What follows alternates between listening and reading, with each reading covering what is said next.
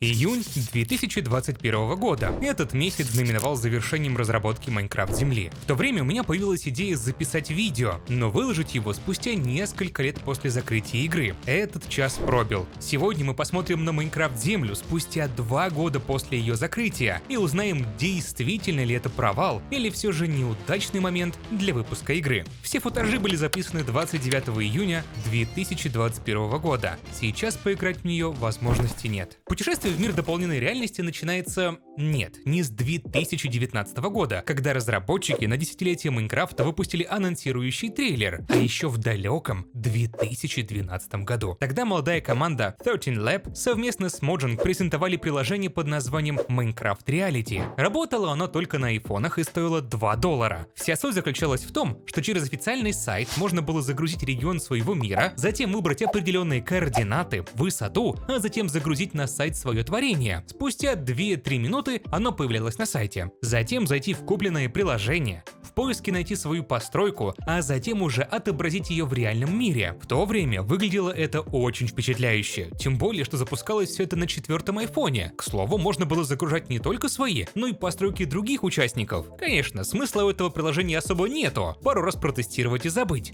Но выглядело все очень качественно, на то время, конечно же. Скажу честно, сейчас, скорее всего, никто бы не заплатил $2 за такое бессмысленное приложение, в котором, по сути, ты ничего не можешь сделать, кроме как протестировать функции AR. Просуществовало это приложение вплоть до 2014 года, а затем благополучно кануло в лету. Но все же, на презентации E3 в 2015 году нам показали, как Сакс Персон, один из разработчиков в Microsoft HoloLens, играл в Minecraft в так называемом режиме реальности. Тогда проект носил название Minecraft Genoa. Его разработка началась в 2014 году, и уже потом проект Genoa был переделан в Minecraft Землю. Еще и как назло, спустя год, в 2016 году появились покемоны, точнее Pokemon Go. В нее играли все. Даже я со своей девушкой по дороге на работу и с работы собирали покемонов и сражались в тренировочных залах. Игра действительно была отличной. К слову, она по сей день работает, люди до сих пор в нее играют. Как я сказал ранее, на десятилетие Майнкрафта нам анонсировали Minecraft Землю. Уже в конце лета 2019 года они запустили закрытые бета-тесты в разных странах на устройствах под операционной системой iOS, а спустя время еще и Android. Таким образом, Minecraft Genoa для Microsoft HoloLens стал Minecraft Earth для мобильных устройств. К слову, в этот раз они даже начали заниматься промо-компанией этой игры. Во время закрытого бета-теста в Лондоне они приглашали различных популярных ютуберов. Тогда они продемонстрировали некоторые геймплейные особенности, но игра была достаточно сырой, ведь это был ранний билд игры. Осенью 2019 года закрытый бета-тест перешел на стадию открытого, и были добавлены новые страны, где каждый желающий мог подать заявку и получить заветную копию игры себе на телефон или планшет. 11 декабря 2019 года ранний доступ игры стал доступен по всему миру, за исключением некоторых стран. С того момента начинается наш путь в мир этой чудесной игры. Признаюсь честно, я настолько сильно хотел поиграть в эту игру, что получил ее не совсем честно. Мне пришлось создать аккаунт в Новой Зеландии, чтобы попасть в закрытый бета-тест, что, к слову, у меня получилось. Несмотря на то, что проживаю я в Польше, а не Новой Зеландии, игра прекрасно работала и синхронизировалась с картой, где я находился. В отличие от Minecraft Reality, Земля была условно бесплатной игрой. Условно, потому что в игре присутствовал донат. Он не был обязательным, в игре можно было обойтись без него, но про донат мы поговорим чуть позже. Заходя каждый день в игру, можно было получить различные бонусы, бусты, ресурсы, рубины или даже блоки. Игра использует ваше местоположение, затем подтягивает реальную карту местности и рисует ее в блочном стиле Майнкрафта. На этой карте разбросаны нажималки. В оригинале они имеют название Tapables. Прямого перевода нет. Так вот, эти нажималки есть нескольких видов: земляные, каменные, сундук,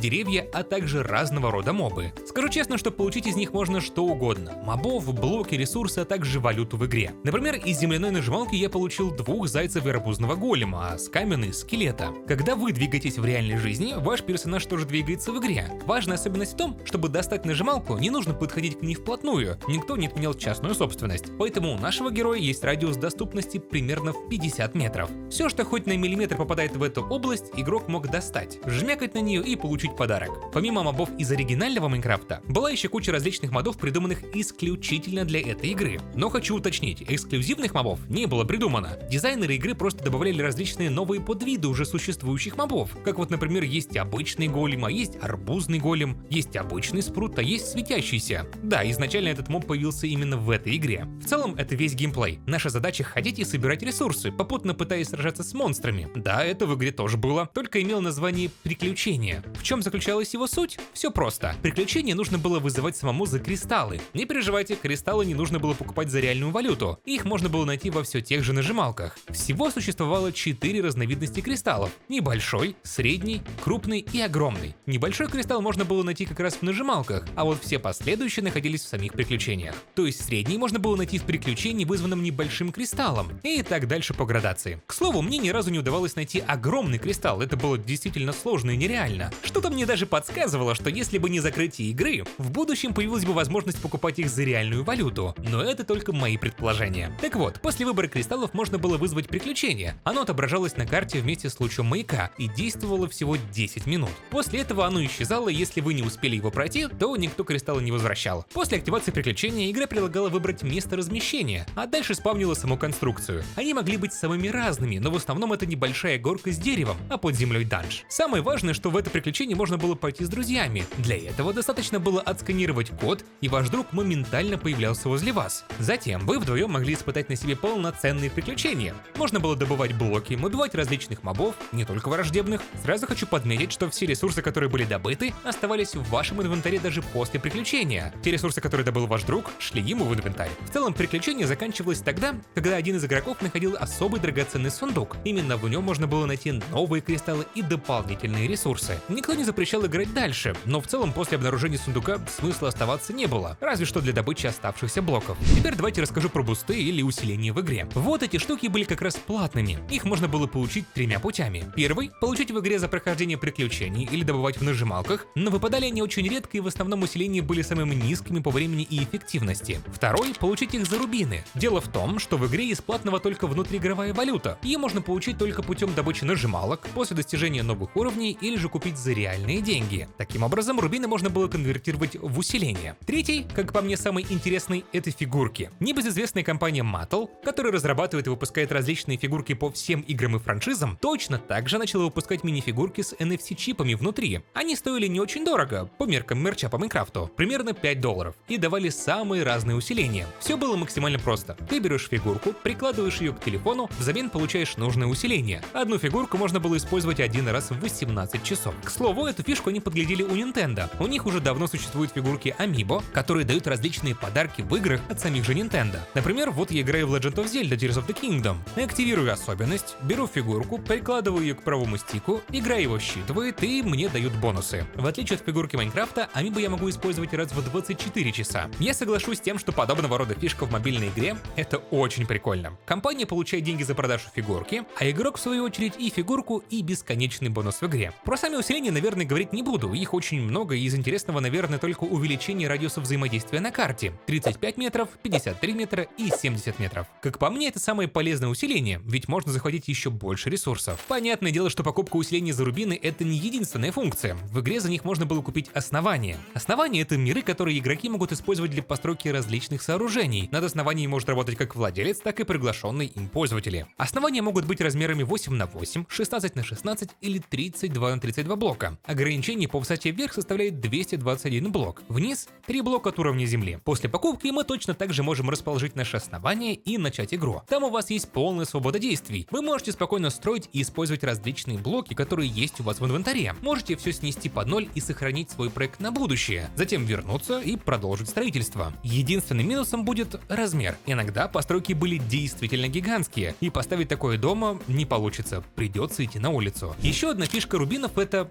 крафт и переплавка. Да, вам не послышалось. Крафт и плавка предметов занимала какое-то время, длительность которого зависела от предмета и могла достигать от нескольких секунд до нескольких часов. Игрок мог покинуть экран крафта и плавки, пока процесс не завершится. К сожалению, я где-то посеял футажи с переплавкой, но есть скриншоты. В целом, минимальное время ожидания составляло 30 секунд, в то время как максимальное — целых 8 часов. Если интересно, то столько времени нужно было, чтобы скрафтить алмазную кирку или топор. В эти сложные моменты рубины помогали ускорить время плавки и крафта. Все вроде бы шло как нужно. Игра постоянно развивалась, в ней появлялся новый контент. Она становилась лучше, но так и не смогла выйти из раннего доступа. К сожалению, в 2020 году, как вы все знаете, началась пандемия. Люди боялись выходить на улицу и старались сидеть дома. Для игры, геймплей которой был заточен под передвижение по улице, наступило нелегкое время. Игроки сидели дома, а соответственно даже не могли полноценно играть. Все это привело к тому, что 5 января 2021 года на официальном сайте появилось сообщение о том, что Minecraft Земля прекращает свой цикл разработки, а 30 20 июня 2021 года игра будет отключена от серверов. В этот же день игра была удалена из магазинов приложений. Все игроки, которые уже имели установленную копию игры на мобильном устройстве, могли играть вплоть до конца июня. После вышло обновление, в котором были удалены микротранзакции за реальные деньги, а цены за рубины были снижены. Все, кто хоть раз что-то покупал за реальные деньги в игре, могли получить бесплатную копию Майнкрафта себе на телефон, а все оставшиеся рубины были переконвертированы в майнкоины на Bedrock Minecraft. Спустя целых 2 года с момента закрытия этой игры,